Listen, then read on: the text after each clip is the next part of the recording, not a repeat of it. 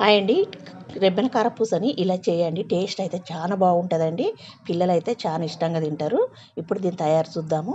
నేను ఒక కప్పు పెసరపప్పుని శుభ్రంగా కడుక్కొని దాంట్లో 2.5 కప్పుల వాటర్ వేసి పెసరపప్పుని మెత్తగా ఉడికించుకోవాలి. పెసరపప్పు మెత్తగా ఉడికినాక కొంచెం పప్పుతో బట్టి అట్లా మెత్తగా అనుకోవాలి. అనుకొని దాన్ని పక్కకు పెట్టుకొని ఇప్పుడు మనం 3 కప్పుల బియ్యం పిండి వేసుకోవాలి.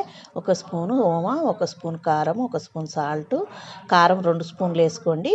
వాటిని కొంచెం ధనియా పొడి, కొద్దిగా అల్లం వెల్లుల్లి పేస్టు 2 స్పూన్ల దాకా నువ్వులు వేసుకొని మనం ఇప్పుడు పిండి అంతా అందులో వేసుకోవాలి. మనం ఉడికించుకున్న పప్పుది వేసుకొని దాన్ని అంతా బాగా మంచిగా కలుపుకోవాలండి.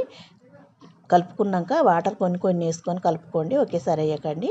మెత్తగా కలుపుకొని మనం కారపూస పావులో పెట్టేసుకొని మనం రెబ్బెనది ఉంటుంది కదా ఆ బిల్లు వేసుకోవాలి.